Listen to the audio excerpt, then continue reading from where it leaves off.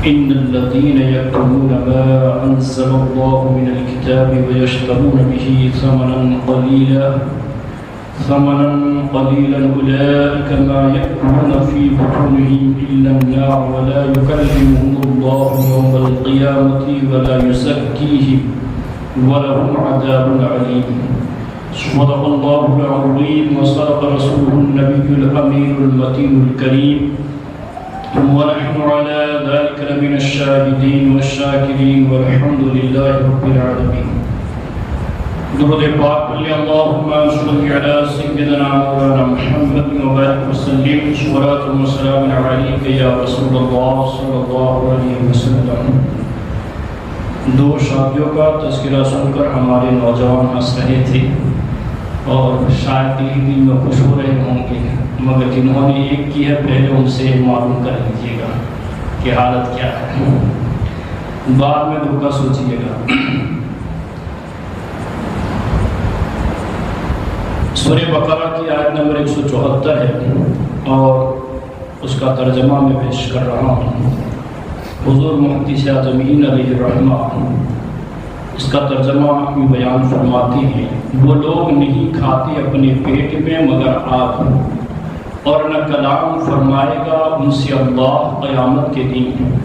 اور نہ ان کو باغ فرمائے گا، اور ان کے لیے دکھ دینے والا عذاب ہے. اس آیت مبارکہ کا شان نزول مفتی احمد یار خان نعیمی علیہ الرحمہ نے جو بیان فرمایا ہے وہ یہ ہے کہ علماء یہود حضور صلی اللہ علیہ وآلہ وسلم کی تشریف آوری سے قبل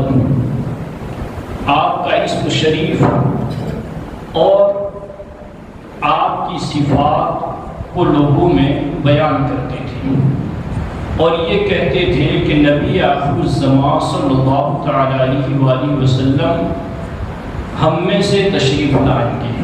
یعنی ہماری قوم میں سے ہوں گے، جس کی وجہ سے لوگ ان کا بڑا احترام کرتے تھے اور ان لوگوں کو بزرگ جانتے تھے کہ یہ مبارک جماعت ہے کہ آخری پیغمبر آخری نبی ان کی جماعت میں سے ہوں گے. انہیں نذرانے بھی دیتے، تحفے اور تحائف بھی دیتے، ہدیہ وغیرہ بھی دیتے. لیکن جب اللہ کے رسول صلی اللہ علیہ وآلہ وسلم قوم بنی اسماعیل سے تشریف لائے تو ان لوگوں کو یہ ڈر ہوا، یہ خوف لاحق ہوا کہ جن کا ہم نام بیان کرتے تھے، جن کے اوصاف ہم توریت سے لوگوں کو دکھاتے تھے، وہ تو بنی اسماعیل میں تشریف لائے. اب اگر لوگوں کو پتہ چل گیا اور ہم نے یہ تصدیق کر لی کہ ہاں یہی آخری نبی ہے، تو پھر ہمارے نذرانے بند ہو جائیں گے، تحفے تحائف ملنا بند ہو جائے گا. تو ان لوگوں نے یہ کہا کہ یہ وہ نبی نہیں ہے جن کا ذکر ہماری کتابوں میں ہے، بلکہ وہ آخری نبی تو ابھی تشریف لانے والے ہیں ہماری قوم میں سے. تو اللہ تبارک و تعالیٰ نے آیت مبارکہ نازل فرمائی اور فرمایا گیا کہ بے شک جو لوگ علماء یہود سے ہیں چھپائیں، خواہ پوشیدہ رکھ کر، خواہ اس کو دوسرے بیان سے بدل کر، جس کو اتارا اللہ تعالیٰ نے اپنی نازل فرمودہ کتاب تورات میں احکام الہی اور اوصاف محمدی سے، اور اپنی اس کتمان حق کی وجہ سے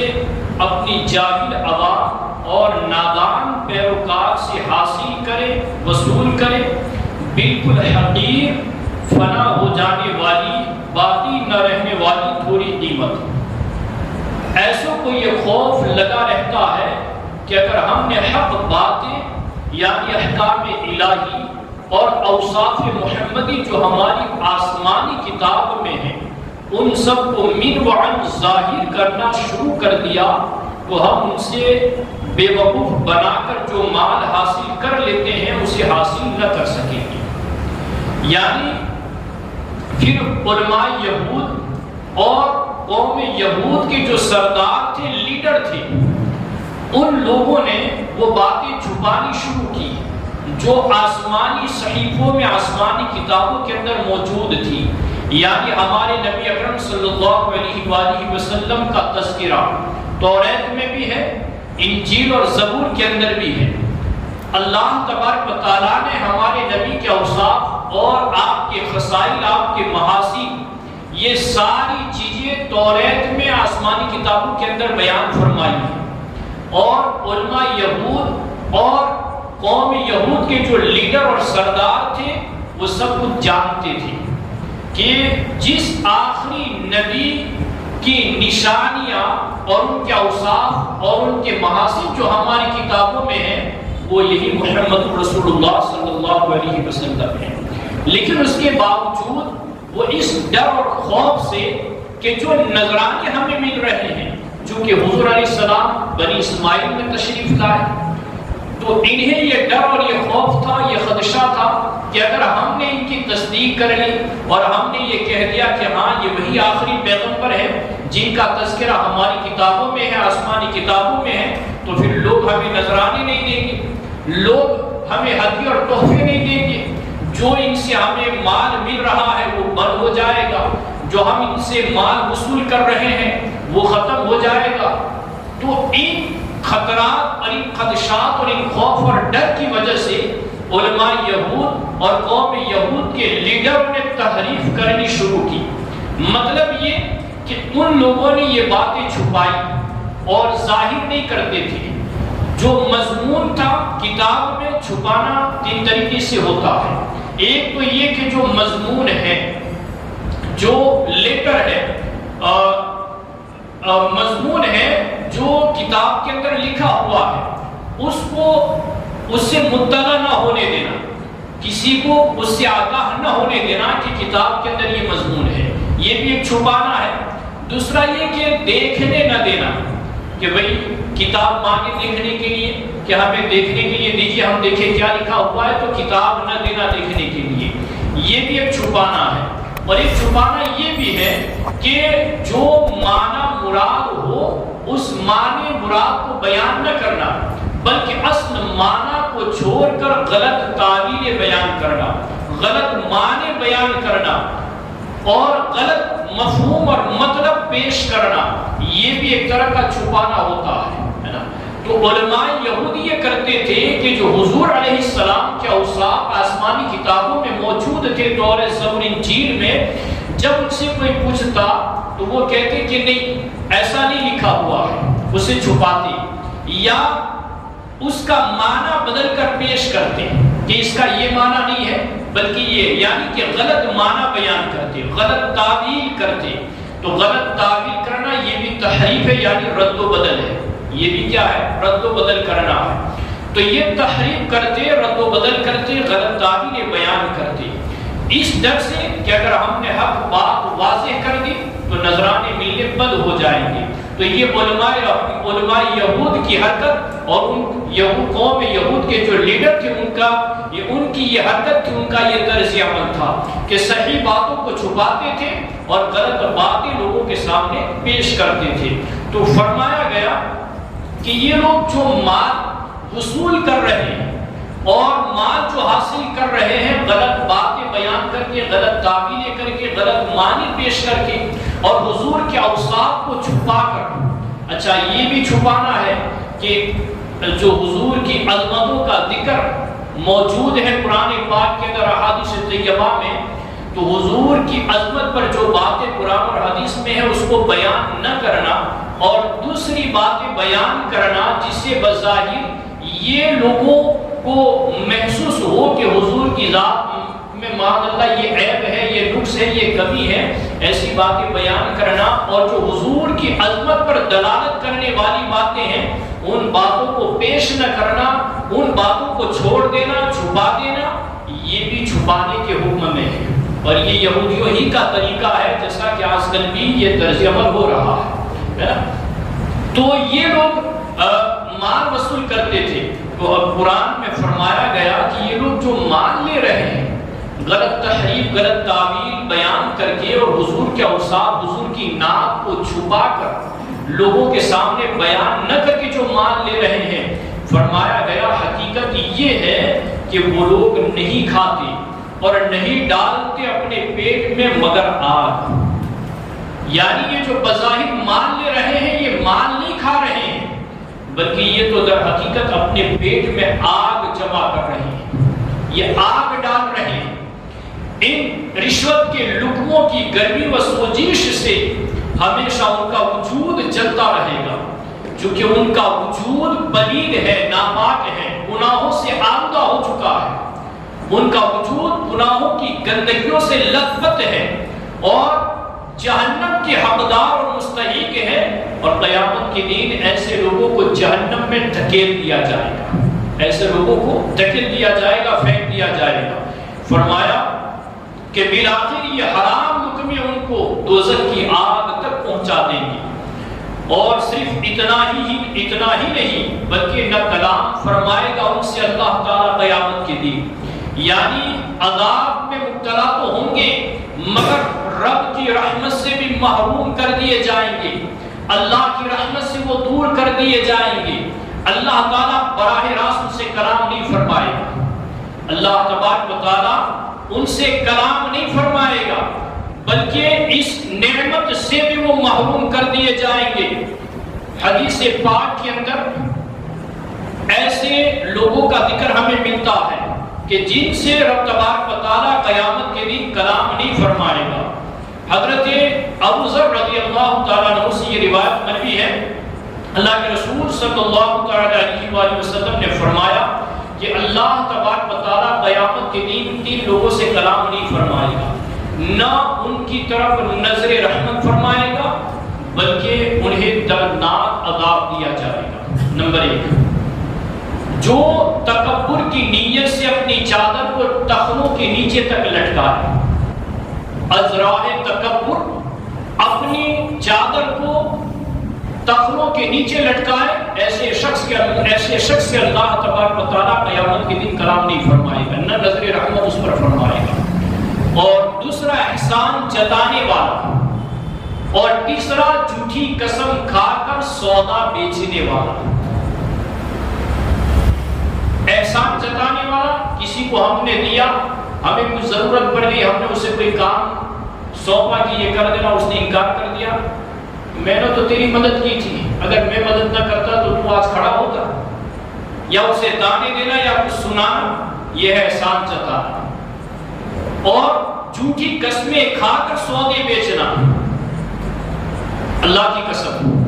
ابھی آپ سے پہلے ایک بندہ آیا تھا، اس نے 500 روپے میں مانگا لیکن میں نے نہیں دیا. یہ تو آپ آئے تو میں آپ کو 400 میں دے رہا ہوں، حالانکہ ایسا نہیں ہوا. یہ جھوٹی قسم کھا کر اس نے سودا بیچا. یا پھر یہ بھی طریقہ ہوتا ہے، مولانا صاحب کیا بتائیں، 400 میں پڑھا ہے مجھے، قسم خدا کی میں جھوٹ نہیں بولتا، لیکن یہ آپ مولانا ہے اس لیے میں آپ کو 300 روپے میں دے رہا ہوں، 100 روپے کوٹ کھا کر، حالانکہ 100 روپیہ نفع لے رہا ہے. یہ ہے جھوٹی قسمیں کھا کر مال بیچنا. یا پھر کسی نے کوئی چیز